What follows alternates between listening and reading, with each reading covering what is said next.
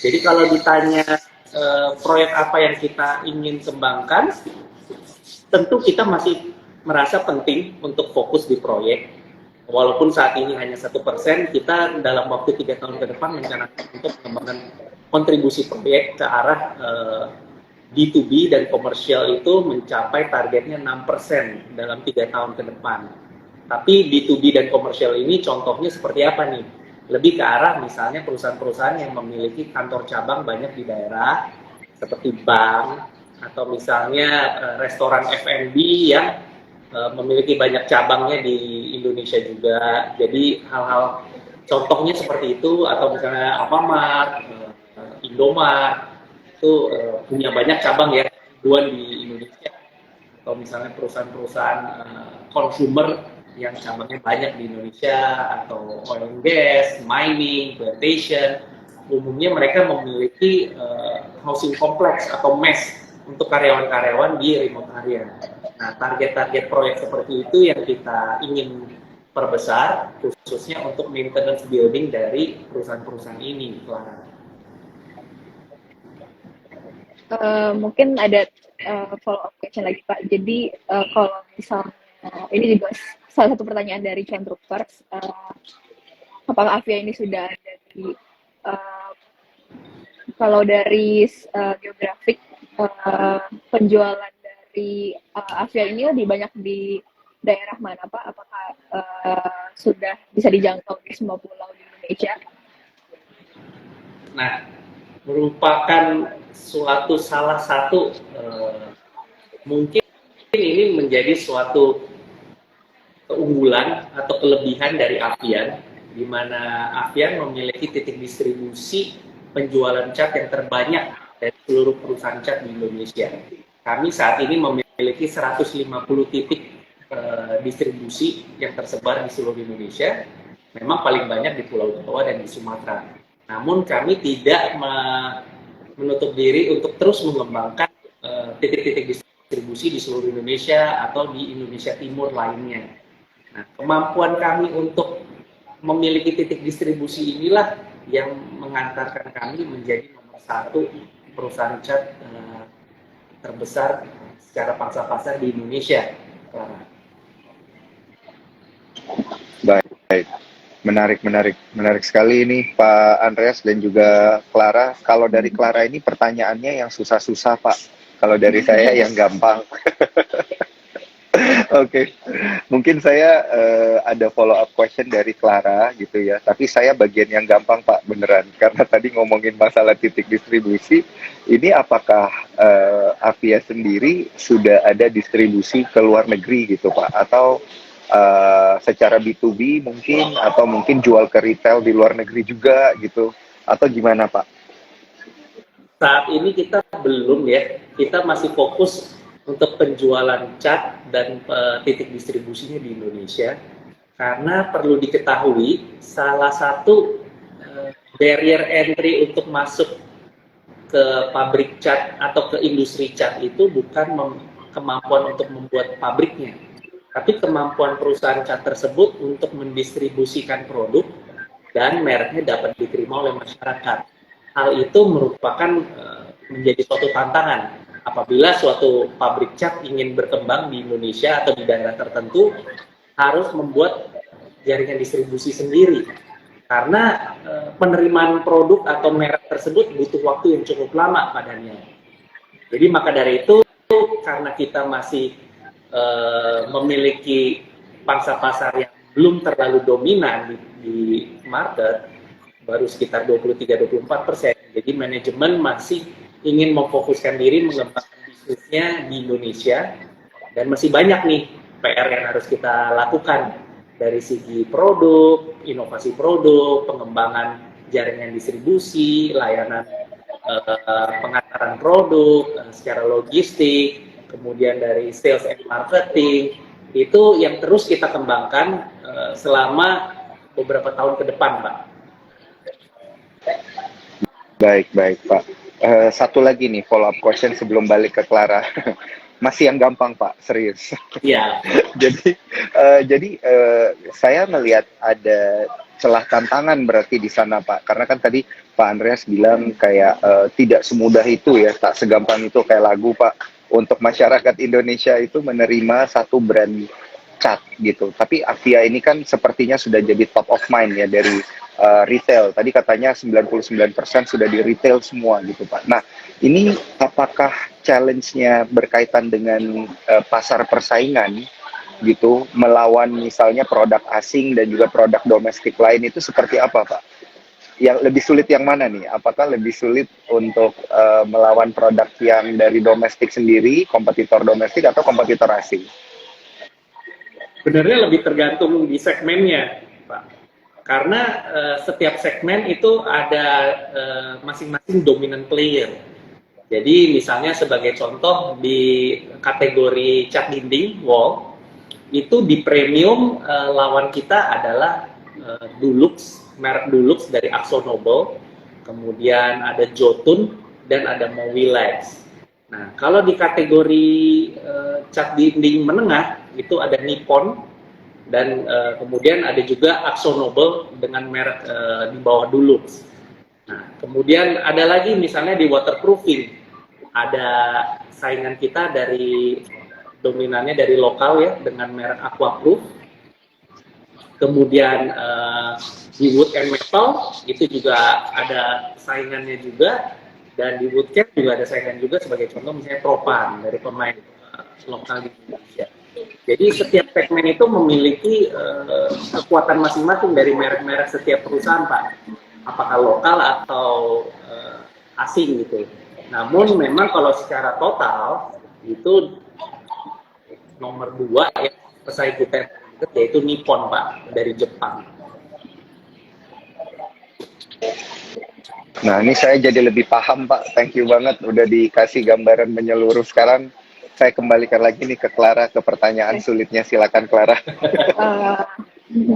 Mungkin boleh diceritain sedikit Pak, gimana kondisi demand dari paint dan coating di Indonesia, kemudian juga demand dari Avia sendiri, dan kedepannya ini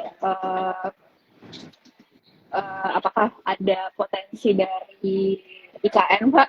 Kan ini juga menjadi salah satu pertanyaan bagi banyak orang ya. Jadi pasar yang baru ya berarti ya. KN ini kan berarti pasar yang baru ya. Itu mengarah ke sana ya. Nah, kita ini kalau bicara demand terhadap paint and coating itu tergantung nih, di retail atau di project. Kalau kita yang kebetulan fokusnya besar di retail, kalau kita lihat tantangannya ini kepada kenaikan harga UMR berbanding dengan inflasi harga bahan baku dan harga produk. Apabila inflasi harga produk dan bahan baku bangunannya lebih tinggi dari kenaikan UMR, itu akan terjadi kesenjangan atau gap antara kedua hal tersebut, inflasi harga bahan baku dan kenaikan UMR.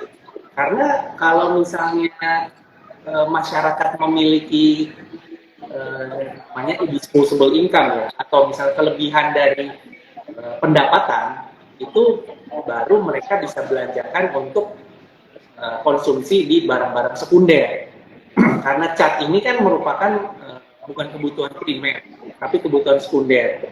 Jadi bukan merupakan suatu hal yang mutlak harus mereka beli gitu di waktu-waktu yang sekarang. Jadi bisa ditunda. Kalau misalnya mereka tidak harus ngecat rumah tahun ini, kan mereka bisa tunda buat tahun depan gitu ya. Jadi apabila kenaikan harganya sangat fantastis, seperti contoh 2 tahun terakhir nih, dari tahun 2021 sampai tahun 2022, kita telah menaikkan harga produk itu sebanyak 6 kali. Itu tidak pernah terjadi. Biasanya maksimum kita menaikkan harga itu 1 sampai maksimum 2 kali. Jadi bayangkan, kita setahun naik 3 kali, jadi total 6 kali dalam 2 tahun terakhir. KFC price kita sudah naik 25%. Nah, itu menyebabkan daya beli masyarakat berkurang atau terjadi price sensitivity terhadap produk karena pendapatannya masyarakatnya yang tidak terjadi karena produk bahan baku tersebut gitu. Nah, jadi boleh dibilang pelemahan bisnis yang terjadi tahun 2022 tuh lebih ke arah situ sih, Clara. Karena quick buy power ya dari masyarakat. Nah, terkait dengan IKM, kita juga sedang berusaha untuk berpartisipasi di proyek IKM. Jadi sedang mencoba untuk propose produk kita ke konsultan-konsultan proyek. Tapi di luar itu, partisipasi kita memang tidak secara langsung terhadap IKM, tapi lebih ke arah di mana kita memiliki titik distribusi yang sangat kuat, khususnya di Kalimantan Timur. Nah, keberadaan titik distribusi kita sudah mendominasi di daerah Kalimantan Timur, jadi semoga hal ini dapat mendukung apabila ada perkembangan atau permintaan cat di daerah IKN atau Kalimantan Timur dan sekitarnya. Oke, menarik. Ini nggak berasa kita ngobrol-ngobrol dengan Pak Andreas sudah mau 40 menit, Pak. Beneran nggak berasa. Seru banget soalnya, dan juga tentunya saya ingin ingetin ke para cuan troopers untuk kalau belum bertransaksi menggunakan spot, jangan lupa mendaftar melalui ifom.sukorsekuritas.com. Dan bagi yang telat untuk nonton Instagram Live kita pada malam hari ini, jangan takut karena Instagram Live ini akan di-save di Instagram Sukor dan juga nanti akan kita publish via YouTube dan juga via Spotify. Nah, saya ingin melanjutkan ke pertanyaan yang sudah kita persiapkan ini, Pak Andreas, berkaitan dengan gambaran kinerja di semester 1 tahun ini, Pak. Apakah sudah sesuai atau di atas ekspektasi? Ini kalau kita lihat juga dari sisi kenaikan harga dan juga volume yang terjadi di semester 1 sebenarnya seperti apa, Pak? Jadi semester 1 ini secara bisnis konsolidasi kita membukukan 3,8% kenaikannya. Kemudian di sisi architectural solutions atau cat dekoratif itu membukukan kurang lebih 4,3%. Dan di sisi trading goods kita membukukan kenaikan 1,6%. Hal ini memang sejalan dengan ekspektasi kita, namun ada terjadi perbedaan antara kuarter 2 tahun ini dengan kuarter 2 tahun lalu, di mana kuarter 2 tahun ini terkesan melemah, namun sebenarnya bertolak belakang dengan yang terjadi di kuarter 2 tahun lalu. Karena apa? Karena di kuarter 2 tahun lalu itu terjadi kenaikan harga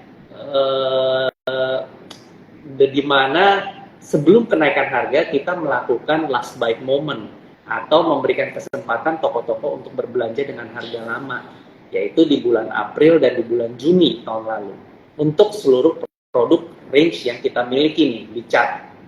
Sedangkan di tahun ini kita hanya melakukan kenaikan harga untuk produk solvent base saja, yaitu 25% dari total penjualan cat kita. Dan itu last buy momentnya pun hanya 2 minggu, sehingga kondisinya jauh berbeda dengan kuarter 2 tahun lalu.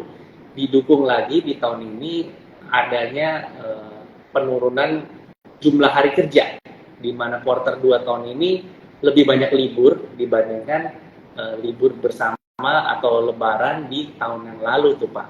Nah, ini menyebabkan kuarter 2 kita agak melemah dibandingkan kuarter 2 tahun lalu. Namun semoga dengan hal itu kita akan berusaha keras untuk meningkatkan penjualan kita di kuarter 3, Pak. Nah, namun perlu diingat mengenai sedikit bahas mengenai raw material, karena harga raw material barang-barang produk kami itu banyak mengalami penurunan dimulai dari kuarter 4 tahun lalu sampai dengan kuarter 2 tahun ini, sehingga menyebabkan profit margin kita bertambah, Pak, di kuarter 1 dan di kuarter 2 tahun ini. Jadi gross profit margin kita itu bertambah kurang lebih 4,1% ditambah dibandingkan dengan semester 1 di tahun lalu. Dan EBITDA margin kita juga bertambah kurang lebih 1,8%, Pak. Kurang lebih kayak gitu, Pak. Oke, ini gambaran menyeluruh, Pak. Thank you, Pak Andreas. Jadi saya paham nih kinerja fundamental di first half-nya seperti apa. Satu pertanyaan lagi berkaitan dengan kinerja, Pak. Ini berkaitan dengan tren bahan baku. Tadi saya sempat singgung sedikit bareng Clara gitu ya. Untuk bahan baku di semester 1 ini trennya seperti apa, dan proyeksi harga bahan baku untuk semester 2 ini nanti seperti apa? Kalau gross profit margin kita itu perkembangannya seiring dengan perkembangan dari perubahan harga bahan baku kita, Pak. Jadi perubahannya itu semata-mata kalau GP margin kita membaik, otomatis karena harga raw material price kita turun. Nah, contohnya GP margin kita itu di tahun ini khususnya untuk cat itu bertumbuh menjadi 51% di kuartal 1 dan 51,4% di kuartal 2 tahun ini. Merupakan GP margin yang hampir tertinggi selama 5 tahun terakhir, Pak. Karena itu raw material price-nya turunnya lumayan banyak, Pak. Nah, terhadap trading goods atau barang dagangan itu juga kondisinya sudah normalize, kurang lebih GP marginnya di 18%, Pak. Sehingga GP margin secara consolidate itu di level kurang lebih 45%. Wow, luar biasa Pak. Gross profit margin 45% ini kalau cuan troopers banyak yang dengerin dan ngelihat grafik teknikalnya gitu ya, mungkin boleh di-consider untuk melakukan aksi akumulasi. Tapi kembali lagi saya ingatkan ya, kepada para cuan troopers, disclaimer on, keputusan jual beli ada di tangan kalian masing-masing. Oke, saya kembalikan ke... Selain itu, ya. selain GP margin yang tinggi, sampai ke net profit pun masih tinggi, Pak. Net profit kita di konsolidasi. Ya. Dan EBITDA marginnya di 28,9%. Jadi benar-benar perusahaan yang sangat sehat secara fundamental. Kita sangat memperhatikan atau memonitor profit margin kita setiap bulannya dari produk level, di setiap segmen itu kita terus monitor terhadap pergerakan raw material price, Pak. Baik, menarik sekali Pak Andreas. Ini ada pertanyaan lanjutan dari Clara. Silakan Clara.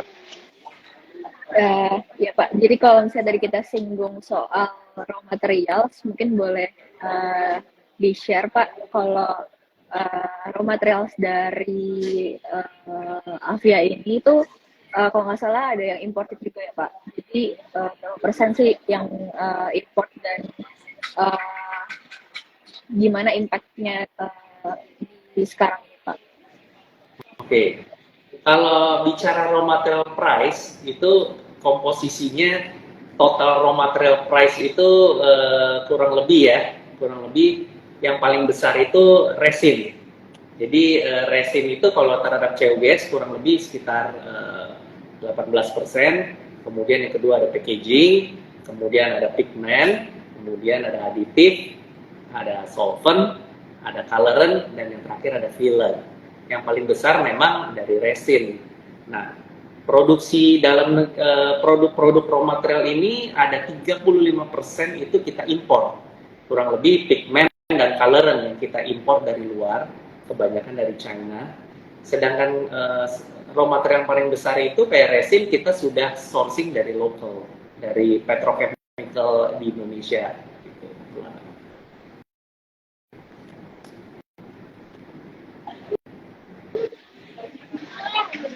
Kalau misalnya kita bicara soal ASP lagi Pak, apakah kedepannya masih ada plan Avian untuk menaikkan harga jual lagi, atau kalau dari industri dan kompetitor sendiri apakah harga juga mereka mengikuti kenaikan dari Avian Pak?